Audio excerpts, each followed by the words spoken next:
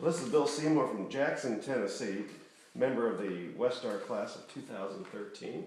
And I'm interviewing Dr. Bob Smith, and we're very happy that you could work with me today, and it's been nice to be in your home. It's great to have you here, Bill. Well, thanks. Well, first question I want to ask you, Bob, is you're one of the founders of the WestStar program. So I'd like to know more about how the program got started. Well, actually, I've been involved in Leadership Kansas and had a great experience as part of the Leadership Development Program in Kansas. And when we moved to Tennessee, I thought that part of my life was pretty much behind me. Actually, that's happened to me twice now. One day, a individual came to me from one of the electric cooperatives and asked if I'd help them develop a leadership program within their community because they thought that was going to be critical to economic development. And I began to develop that program and then was asked by several other communities to provide counsel and assistance in them developing their programs. And after several of those programs got started, it occurred to me that one of the missing ingredients was a regional approach, sort of economic development without boundaries.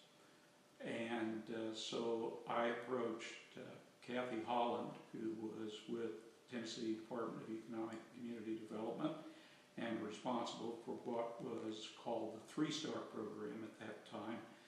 And Kathy got very interested in this, felt that actually the department could help us fund this, and they could also be very supportive in other ways. And the next element of that was Nick Dunnigan, who was the Vice Chancellor for Development. And he was particularly interested in this because he thought it might be a way to engage alumni, and so we had the university component. Now, you being an academic, I got to tell you one side story here that really turns out to be, I think, somewhat important. I was the Dean of School of Arts and Sciences. School of Business had the business community, so they had a natural constituency. School of Education had all of the teachers and the principals and the superintendents, and so they had a natural constituency. And all of the other colleges within UT Martin had a natural constituency. There wasn't one for arts and sciences. And even though we were by far the biggest college, we were also by our own nature eclectic, but what we did have was the value of liberal education. And liberal education includes one's sense of civic responsibility and community and development of the whole individual. So we took as our constituent group leaders, and then leaders cross all areas. And so it was a natural for the School of Arts and Sciences to get into leadership development. That eventually became part of the curriculum itself at UT Martin. Back to WestStar, we had the leadership going from the community aspect, and so we made a decision, the three of us, Kathy, Nick, and I, that what we would cover is all of West Tennessee as our constituent base. And then the question began, how do we begin to put a board together to provide the leadership for WestStar itself? That board was going to be very, very critical because even though I had established somewhat of a presence in the development of community leadership programs, we needed a group of citizens who were opinion leaders in and of themselves across the entire region, whose, by their name alone, would say, this is something that I want to be involved in. So Kathy and Nick and I put together a group of what we thought would be prospective board members, and we began calling, and I had some of the most fascinating conversations in my life, in talking to some of those I'm sure. board members, asking them to engage in this enterprise, which had never been done before, and to kind of take a chance that this was going to be the real thing. So that board was very involved in the development, Very, planning of the very program. involved. And then I brought the experience of being part of a statewide program, because Leadership Kansas covered the entire state. And there were community-based programs in Kansas. So one of the first questions was, how would this relate to those community-based programs, and would in fact it result in damaging those programs? And the reality was that I understood that it became a matter of convincing the other programs, well, you really need to support this, because after a person goes through your program, what is the next level of leadership that they ought to be involved in? And that is carrying the message of your program to the other communities through a vehicle like WestStar, and to do that in such a way that broadened the base of leadership across the entire region. What year was the first class? When did it actually start? Okay, now you're requiring. 1990, was that about right? Oh, no.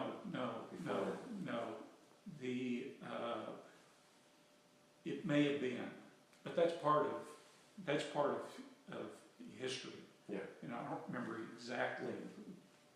So obviously a very successful program, has been lasting for 23 or so years. What is your connection with WestStar currently? Well, I'm the old cougar, codger, I guess, who just sort of sits back and admires the way that this program has grown and developed, and I'm just enormously proud of where the people who followed me have taken the program. You know, any leader has to worry that you don't leave in place a strong enough base that when you're gone, that it's going to survive. And actually, what I've discovered out of this was, once they got me out of the way, they really, really could take off. Well, that really goes to my next question. When the program started and you kind of envisioned what you wanted to put together and where it might go down the road, has it become the kind of program that you hoped it would be? Oh, absolutely. Absolutely.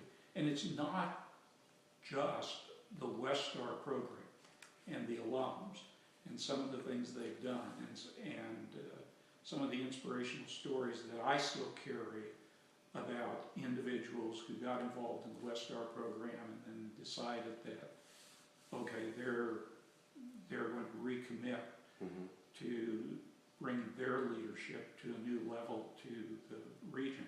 What else has happened is how the program has continued to reinvent itself. So, you know, coming up in a short time is the African American Leadership Program, which I helped get started in the first couple of iterations in that. There was a Women in Leadership Program, which is still going strong. Going strong and has actually branched into new areas.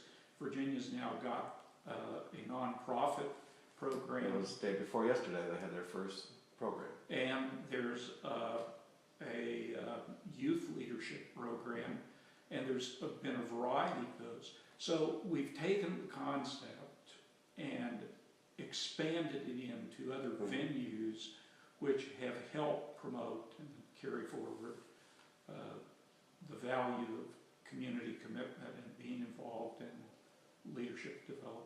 So is that the trend you think will happen over the next, say, 20 years, that they'll continue to expand and provide more leadership programs to the area? Oh, Bill, I'm not sure that I can be a forecaster, because a lot of the things that have happened I wouldn't have imagined when we got started in the early 90s. Well, obviously the program not only generates leaders, but people who can bring about change in West Tennessee. What do you think, what kind of impact do you think leaders can have now and in the future, particularly to meet the needs that exist in West Tennessee?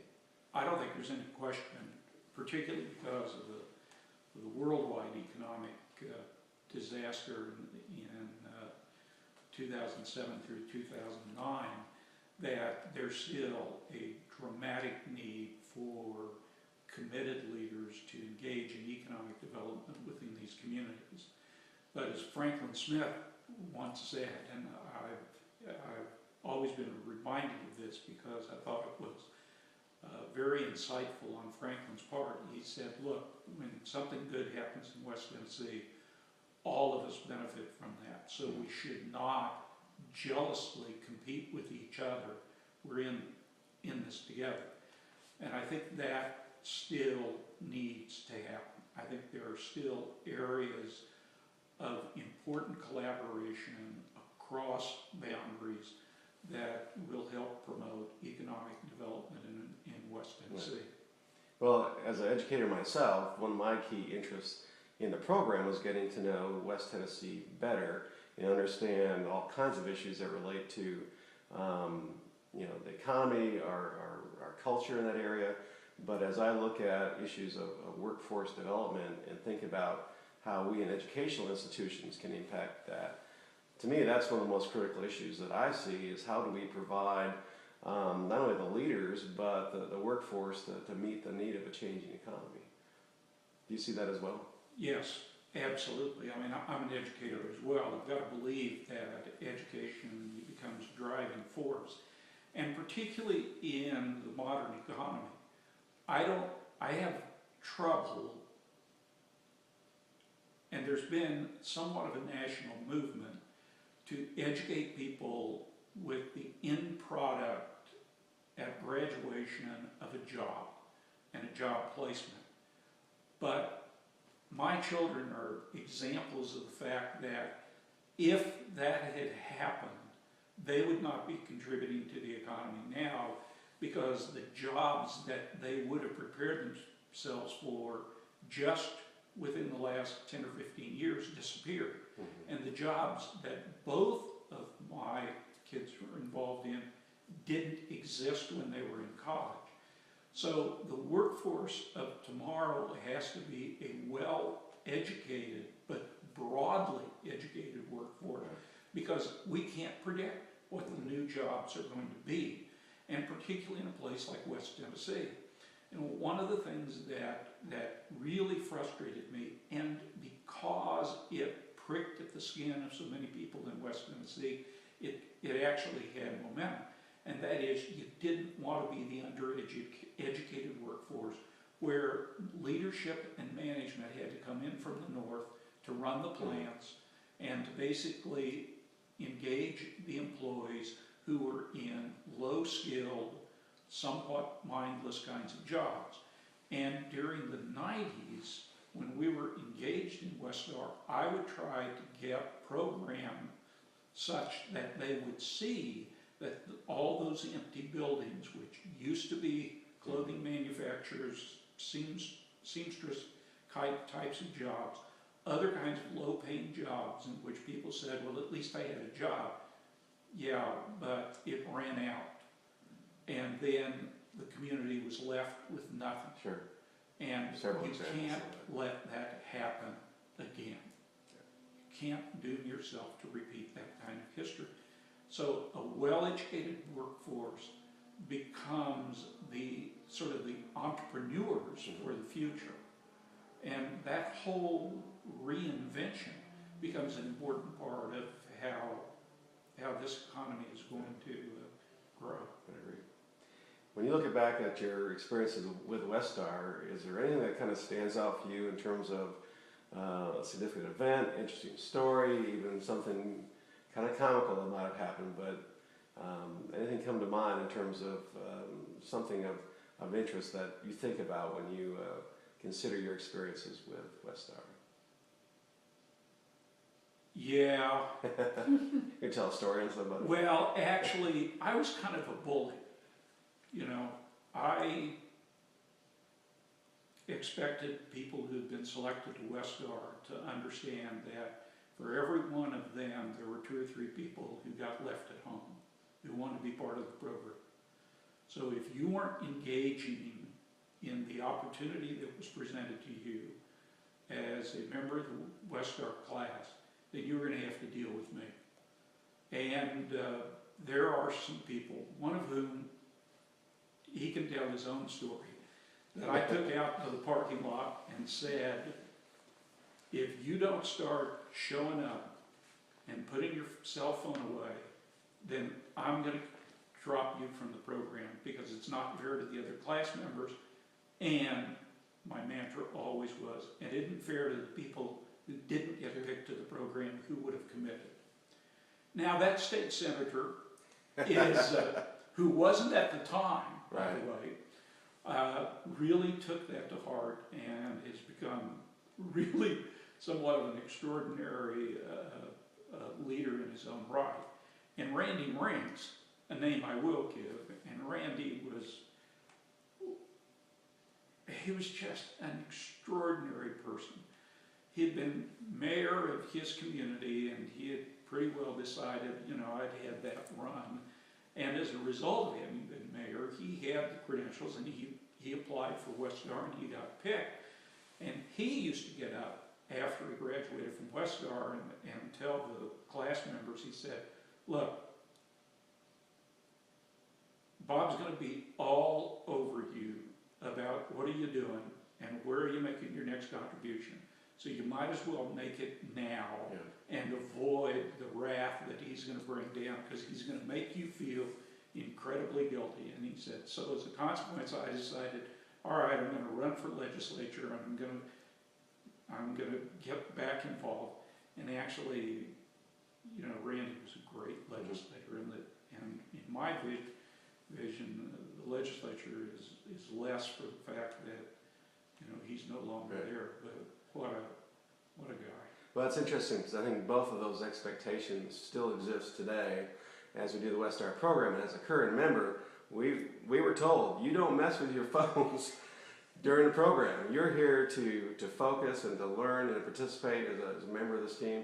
And not in a heavy-handed way, but it certainly communicated to us that this is what's important. Focus here now, get this done. But also the need to take what we learn and use that to further enhance our community couldn't be a stronger message today. Well, we can't wait No. for somebody else to do something. I mean, if it is to be, it's up to us.